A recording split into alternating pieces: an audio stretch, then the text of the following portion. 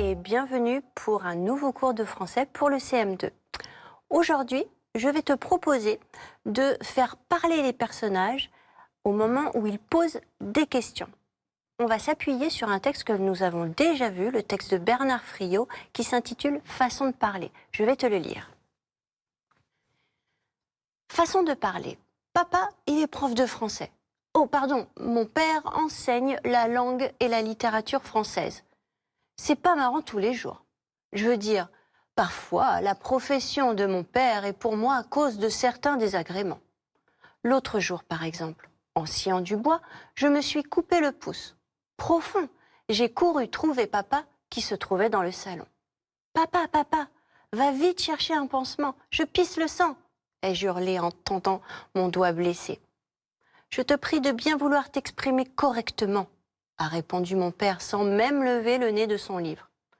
Très cher père, ai-je corrigé, je me suis entaillé le pouce et le sang s'écoule abondamment de la plaie. Voilà un exposé des faits clair et précis, a déclaré papa. Mais grouille-toi, ça fait vachement mal, ai-je lâché n'y tenant plus. Luc, je ne comprends pas ce langage, a répliqué papa insensible. La douleur est intolérable, ai-je traduit. Je te serais donc extrêmement reconnaissant de bien vouloir m'accorder sans délai les soins nécessaires. Ah, voilà qui est mieux, a commenté papa satisfait. Examinons d'un peu plus près cette égratignure. Il a baissé son livre et m'a aperçu grimaçant de douleur et serrant mon pouce sanguinolent. « Mais t'es cinglé ou quoi ?»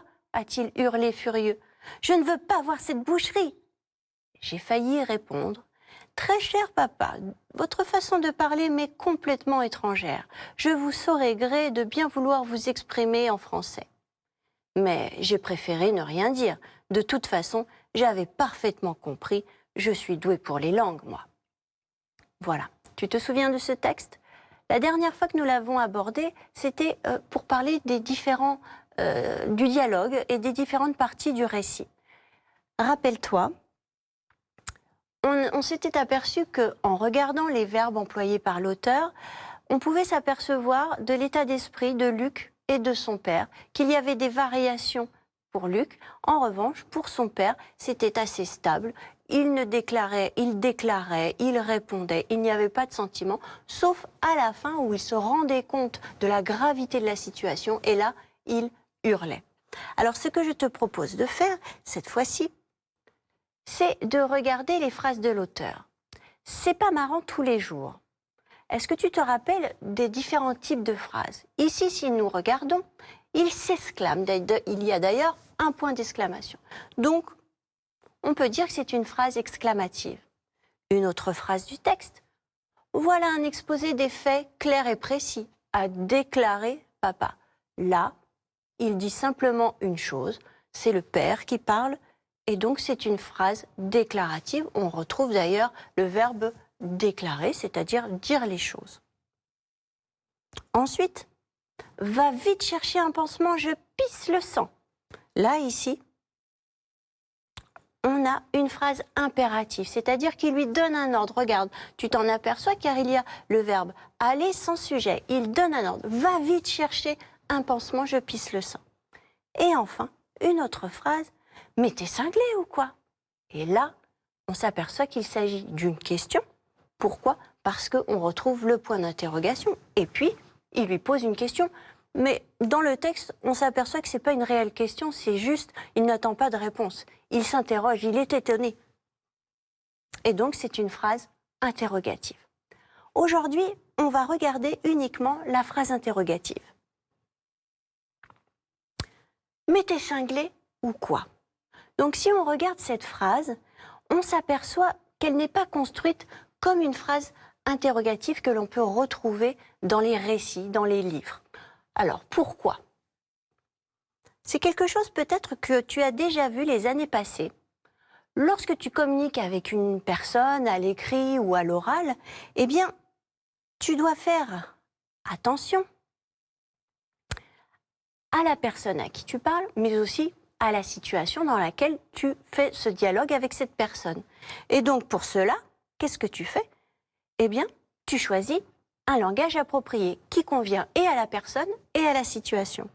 Et pour cela, soit tu utilises un niveau de langage familier, donc là c'est plutôt entre copains, soit tu utilises un niveau de langage courant, là c'est avec les gens que tu rencontres au quotidien sans pour autant forcément les connaître, ou alors un niveau de langage soutenu, là ça va être des personnes que tu ne connais pas ou pour qui tu veux vraiment marquer la politesse, comme par exemple le directeur ou la directrice de ton école. Donc c'est un petit rappel. Et on s'aperçoit que donc cette question « mais t'es cinglé ou quoi ?» c'est une question, mais qui va être plutôt du langage, au niveau du langage familier.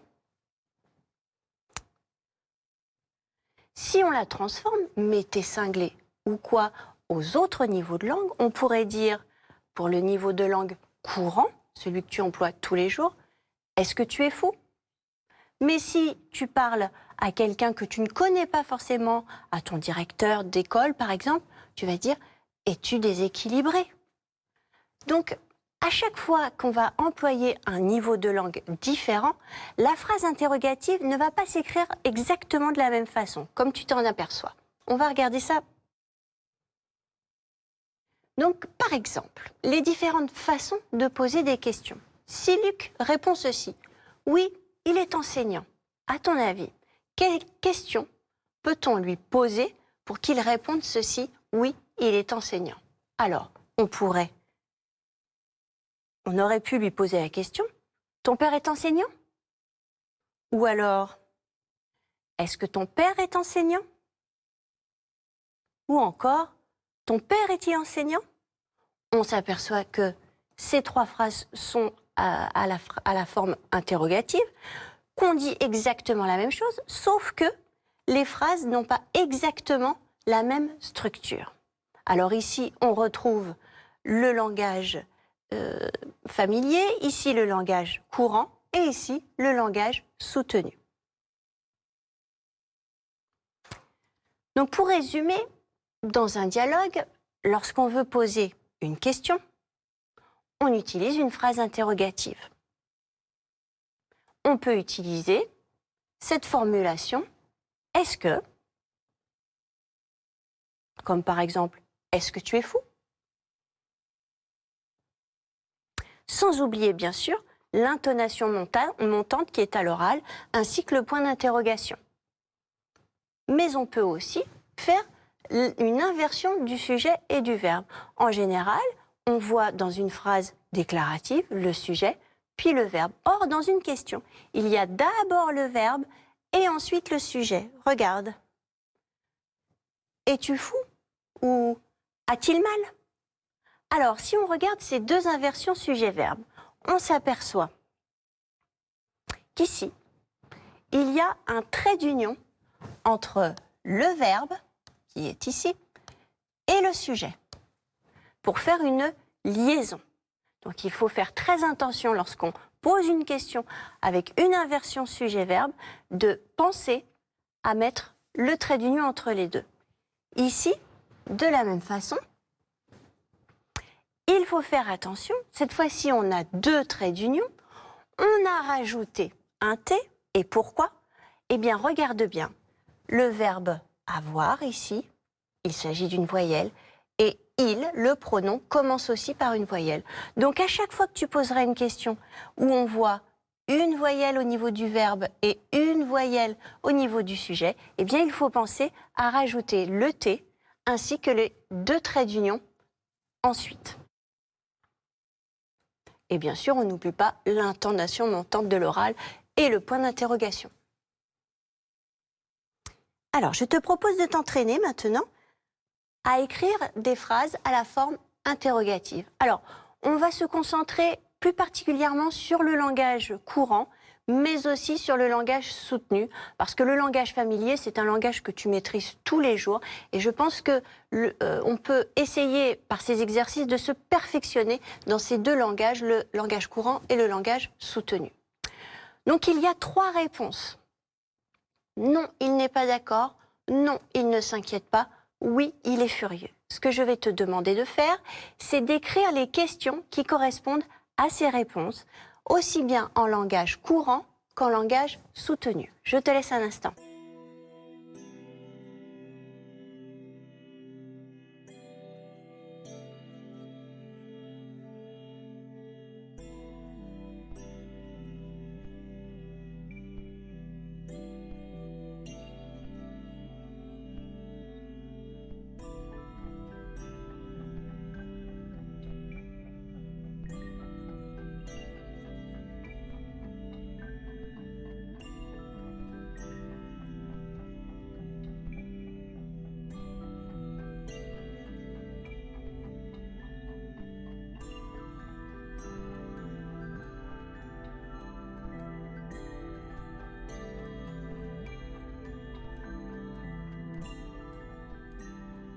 Allez, nous allons corriger.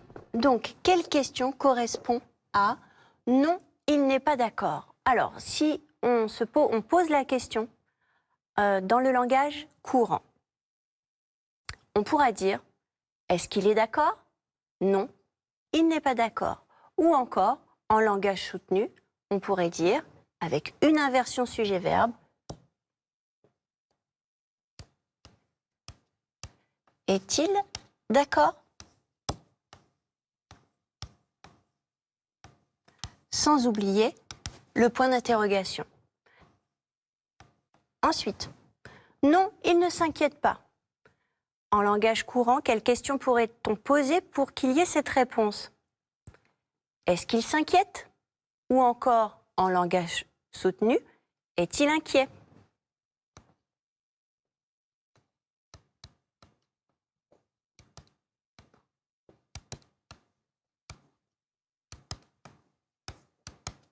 Avec le point d'interrogation. Comme tu remarques, il y a une inversion sujet-verbe. On n'oublie pas le trait d'union entre le sujet et le verbe. Ensuite, oui, il est furieux. Quelle question peut-on poser en langage courant? Est-ce qu'il est furieux? Ou encore, en langage soutenu, est-il furieux?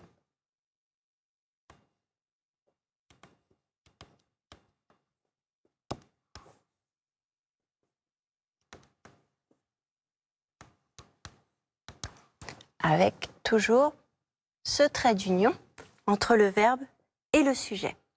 Voilà les deux façons de poser des questions et ces formes-là. On voit très bien qu'il y a l'expression « est-ce que », sauf que comme il y a deux voyelles, on met une apostrophe et on met tout de suite le sujet après. Est d'accord, pas d'inversion sujet-verbe, là de la même façon. Et encore une fois, est-ce que, le sujet, puis le verbe, et enfin le restant de la phrase, sans oublier le point d'interrogation. Là, je vais te demander de construire des questions auxquelles tu peux répondre par oui ou par non. Donc, si je te donne les mots « tu »,« comprendre » et « ce langage », ou encore « vous », le verbe « scier » puis « du bois »,« il », lever les yeux de son livre, et « il », être furieux. Tu t'aperçois que les verbes sont à l'infinitif et que ce sera à toi de les conjuguer au moment où tu rédigeras ta question. Je te laisse un temps pour faire cet exercice.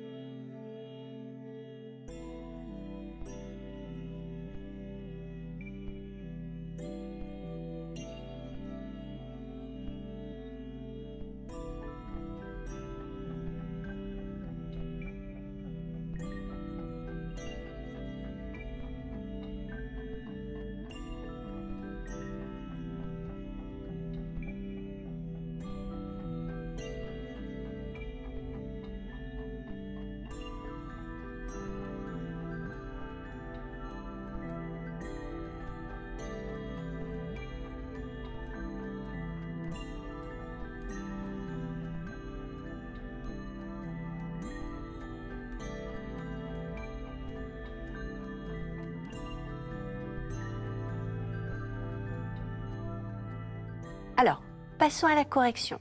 Quelle question peux-tu faire, écrire avec « tu », le verbe « comprendre » et ce langage? Est-ce que tu comprends ce langage? C'est une possibilité. Avec « vous », scier et du bois.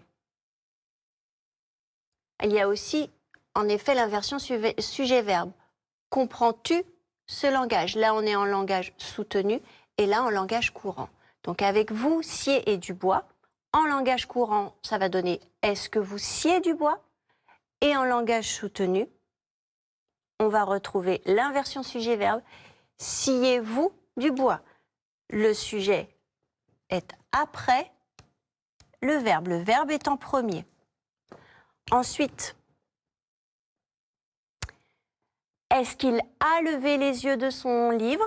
Ça, c'est en langage courant. A-t-il levé les yeux de son livre? On retrouve bien l'inversion sujet-verbe. Et on n'oublie pas, comme il y a 2 voyelles, de mettre les 2 traits d'union ainsi que le T pour faire la liaison. Et enfin, le dernier, est-ce qu'il est furieux ou encore est-il furieux? On retrouve l'inversion sujet-verbe, le verbe en premier, le sujet ensuite, et on n'oublie pas le trait d'union entre les deux. Et puis, on reconnaît est-ce que à chaque fois, sauf qu'ici, on a enlevé le E pour qu'il n'y ait pas 2 voyelles l'une à côté de l'autre, et on a mis l'apostrophe. Voilà les 2 façons de d'écrire des questions. Maintenant, je te propose d'écrire des petites questions pour savoir à quel personnage je pense. À ton avis, est-ce qu'il s'agit de cette petite fille ou alors celle-ci? Alors pour cela, je te propose de poser des questions avec est-ce que et avec l'inversion sujet-verbe. Dans le vocabulaire, on devra retrouver habillé avec, porter. Tu peux parler des vêtements et de l'aspect physique des petites filles. Alors, à quelle petite fille je pense? Pose-moi des questions et essaye de formuler ces questions avec est-ce que et l'inversion sujet-verbe. Je te laisse quelques minutes.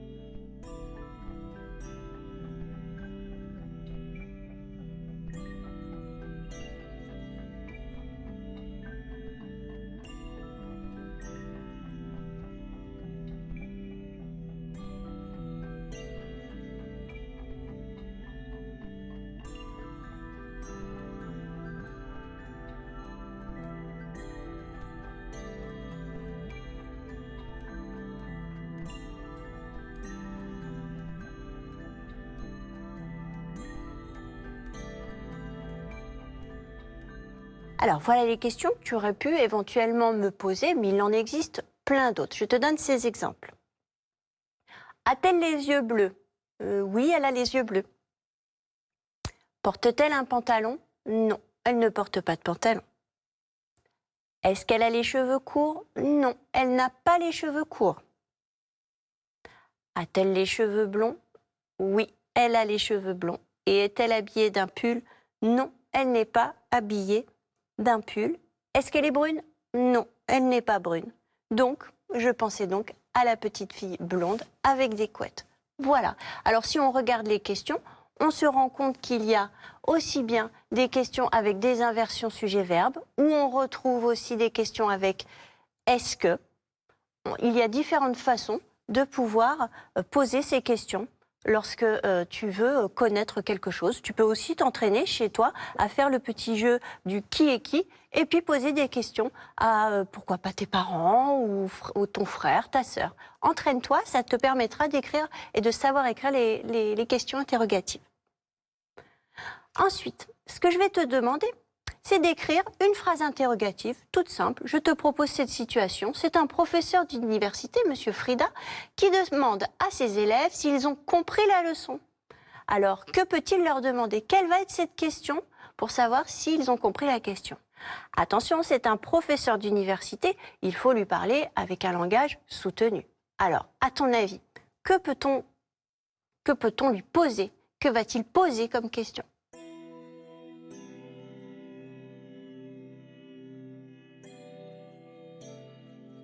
Eh bien, par exemple, il aurait pu dire « Avez-vous compris la leçon ?» Il y a une inversion sujet-verbe, on est en langage soutenu.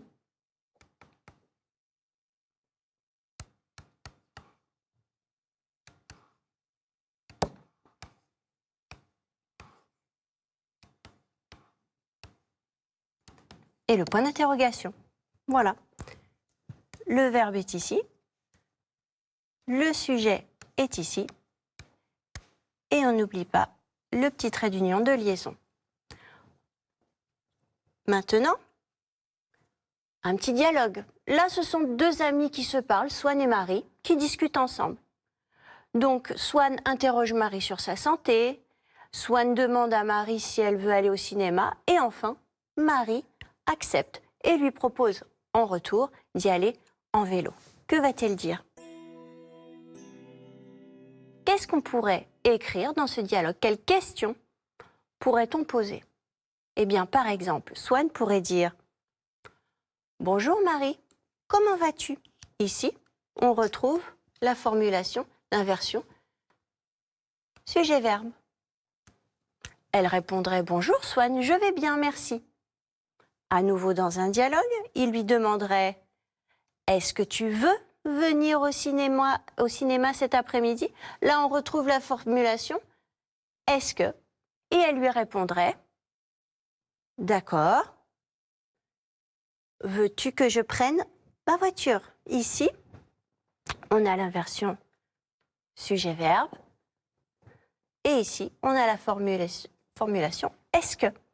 Donc, tu vois, même lorsque tu parles à tes camarades ou à des personnes, tu peux employer différentes façons, aussi bien en langage courant qu'en langage soutenu, mais en choisissant à chaque fois une formulation qui est différente.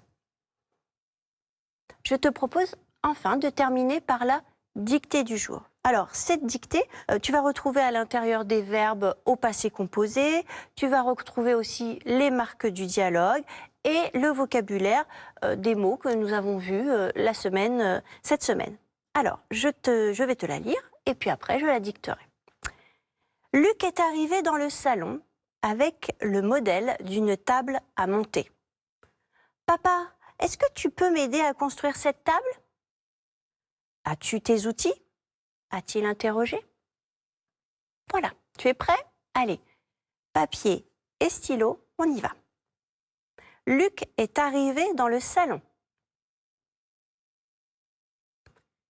Luc est arrivé dans le salon avec le modèle d'une table à monter, 2 points. Avec le modèle d'une table à monter, 2 points. Luc est arrivé dans le salon avec le modèle d'une table à monter, 2 points. Ouvrez les guillemets. Papa, virgule. Est-ce que tu peux m'aider? Papa, virgule. Est-ce que tu peux m'aider à construire cette table? Point d'interrogation. Papa, virgule. Est-ce que tu peux m'aider à construire cette table? Point d'interrogation.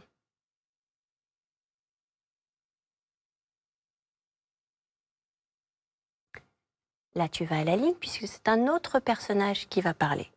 Tu fais un tiret. As-tu tes outils? Point d'interrogation. As-tu tes outils? Point d'interrogation.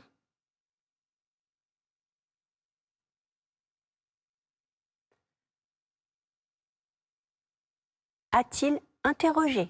Point. As-tu tes outils? Point d'interrogation. A-t-il interrogé? Point. Bien, je relis toute la dictée. Luc est arrivé dans le salon avec le modèle d'une table à monter. 2 points, ouvrez les guillemets. Papa, est-ce que tu peux m'aider à construire cette table? Point d'interrogation. Retour à la ligne, tiret. As-tu tes outils? Point d'interrogation. A-t-il interrogé? Point. Voilà, je te laisse un temps de relecture. Fais attention à la conjugaison des verbes au passé composé, cherche bien le sujet. Et puis, il y a aussi les marques de ponctuation du dialogue et il y a aussi la formulation pour poser une question. Je te laisse relire.